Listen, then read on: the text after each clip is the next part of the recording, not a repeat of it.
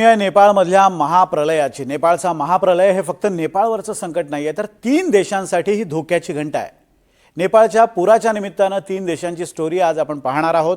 यातला पहिला देश अर्थातच नेपाळ आहे। नेपाळमध्ये जे घडलं ते फक्त ट्रेलर आहे का हा पहिला महत्त्वाचा प्रश्न। आणि दुसरं महत्त्वाचं म्हणजे गेल्या काही काळात नेपाळ चीन बरोबरचे संबंध वाढवत होता, मात्र या चीननंच संकटाच्या काळात नेपाळचा घात केलाय हा एक मेसेज आहे। पाऊण तासाचा उशीर आणि चीननं केला नेपाळचा घात ही आपली दुसरी स्टोरी आहे। आणि नेपाळ चीनपेक्षाही सगळ्यात महत्त्वाचा देश म्हणजे भारत। तिसरी स्टोरी म्हणजे जे चीनमध्ये घडलं ते भारतात सुद्धा घडण्याचा धोका आहे का। 3 देश आणि 3 देशांच्या या महत्त्वाच्या 3 स्टोरीजबद्दल हा अतिशय महत्त्वाचा रिपोर्ट आहे।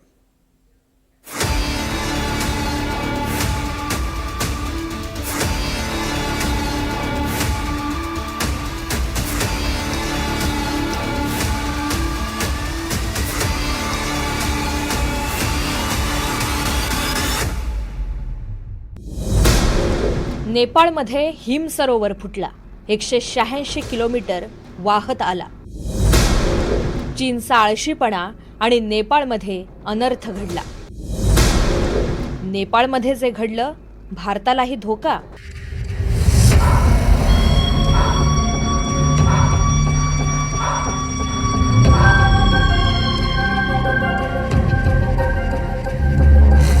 निसर्गापुढे पाण्याच्या प्रचंड प्रवाहामुळे नेपाळमध्ये काय विध्वंस झाला त्याचीही भयानक हादरवणारी दृश्य।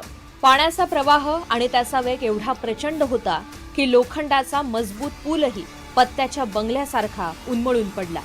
सिमेंटचा पूलही पाण्याच्या हादऱ्यांमुळे अवघ्या काही सेकंदात नदीत कोसळला। काहीतरी भयानक घडतंय, पाण्याचा लोंढा येतोय ते दिसताच लोक जीवाच्या आकांतानं सैरावैरा पळू लागले। काही वाचले, काही गेले।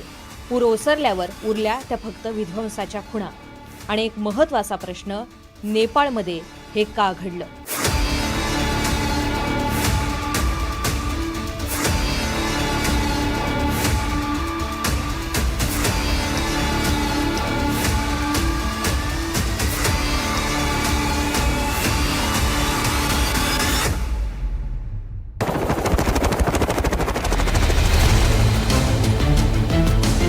तिबेटच्या दिशेनं जे हिम सरोवर फुटलं त्याचा एक व्हिडिओ आता समोर आलाय। हाच तो पॉइंट जिथून नेपाळचं संकट सुरू झालं। भोटेकोशी नदी जिथून उगम पावते तिथे तब्बल 122 हिमनद्या आणि सरोवर आहेत। त्यापैकीच एक बर्फाचा कडा तुटला आणि त्याच्या मागे साचलेलं पाणी वेगानं बाहेर पडलं। बर्फाच्या अख्ख्या धरणाला मोठं भगदाड पडलं आणि पाण्याचा प्रचंड प्रवाह खालच्या दिशेनं वाहू लागला। पाण्यानं बर्फाला अक्षरशः पोखरून काढत वाट शोधली।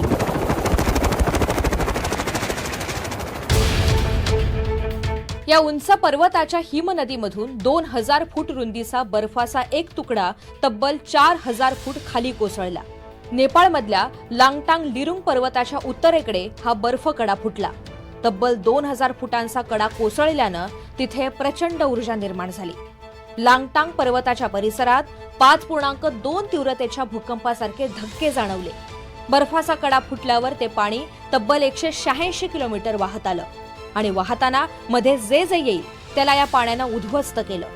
पाण्याचा हा लोंढा पुढे सरकत त्रिशुली नदीत मिसळला। नेपाळचा भाग डोंगराळ आणि अरुंद असल्यामुळे या प्रवाहाचा वेग आणखी वाढला। पाणी, चिखल आणि मोठमोठे दगड या वेगानं वाहणाऱ्या पाण्यातून वाहत आले आणि पुरानं प्रचंड नुकसान केलं। क्लायमेट चेंज आणि ग्लोबल वॉर्मिंगचा हिमालयावरती कशा प्रकारचा परिणाम होऊ शकतो याचं प्रदर्शन म्हणा, याचं दर्शन म्हणा, याचा अनुभव जगाने नेपाळमध्ये जो फ्लड आलेला आहे त्याच्या माध्यमातून घेतलेला आहे। प्रामुख्याने ग्लोबल वॉर्मिंगमुळे कशा पद्धतीने एकूणच पृथ्वीचं तापमान वाढतंय, त्याचा परिणाम ग्लेसियर्स जे आहेत ती वितळणार कसं होत आहे। 5000 मीटरवरचा ग्लेसियर खाली पडतो आहे आणि त्याच्यामुळे प्रचंड मोठं ब्लॉकेड होतं आहे आणि त्या ब्लॉकेडमधनं एक पूर येतो आहे। त्याच्यामुळे साधारणतः एवढी प्रचंड मोठी जीवित आणि वित्तहानी होती आहे। हा क्लिअर कट क्लायमेट चेंजचा, ग्लोबल वॉर्मिंगचा हिमालयावरचा स्पष्ट परिणाम आहे। बर्फाचा कडा अचानक फुटून आलेल्या या महापुराला ग्लॉफ असं म्हणतात। ग्लॉफ म्हणजे ग्लेशियल लेक आउटबर्स्ट फ्लड, म्हणजेच हिमनदी किंवा हिमसरोवर फुटून येणारा महापूर। हिमालयासारख्या पर्वतीय भागात हिमनद्या वितळल्यामुळे त्यांच्याजवळ मोठं तलाव तयार होतं. या तलावांना बर्फ, माती किंवा दगडांचा नैसर्गिक बांध अडवून ठेवतो. या बांधावर पाण्याचा दबाव वाढला किंवा हिमनदीचा काही भाग अचानक कोसळला तर बांध फुटतो आणि प्रचंड वेगानं पाणी वाहू लागतं. त्यालाच ग्लॉफ म्हणतात.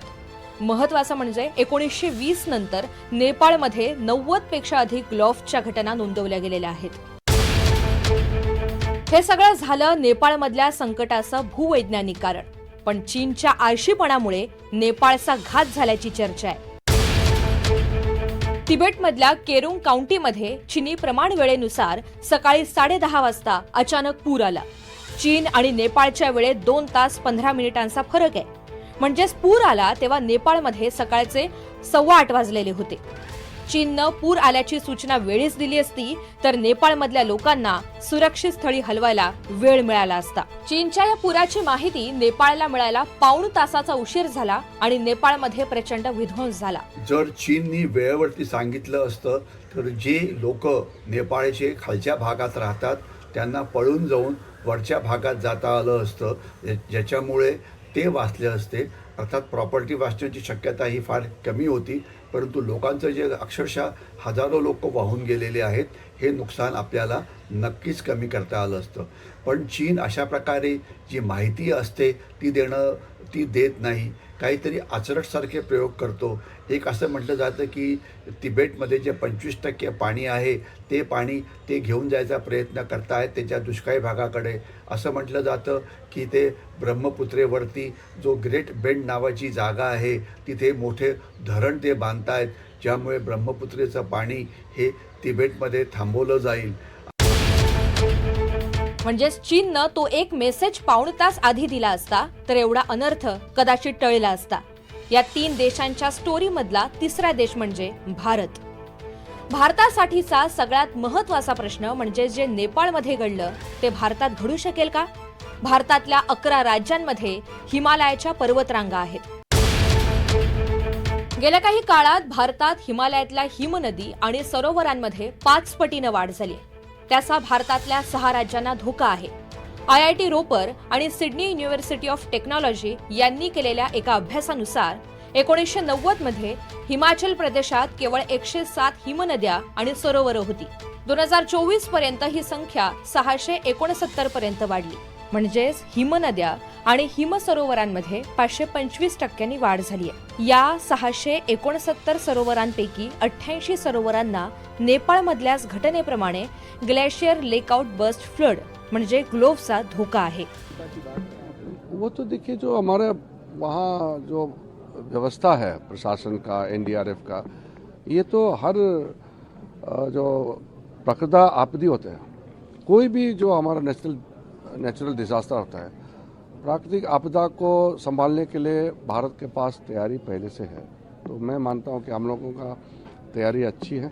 और नेपाल में जो घटना हुई है उसके भी हम लोग सब बहुत चिंतित है, क्योंकि कहीं भी हो जो जान माल का नुकसान होता है, लोगों का मृत्यु होते हैं, तो सबको दुख होता ही है. हिमालयाला आशियाचा वॉटर टॉवर असं म्हटलं जातं. गंगा, ब्रह्मपुत्रा, सिंधू यासारख्या मोठ्या नद्यांचा उगम इथूनच होतो. हवामान बदलामुळे हाच हिमालय आता नव्या संकटांना जन्म देणारा ठरणार आहे. ग्लॉफ नावाचं हे जे संकट नेपाळनं अनुभवलंय ते फक्त ट्रेलर आहे. Bureau report, NDTV Marathi, Mumbai.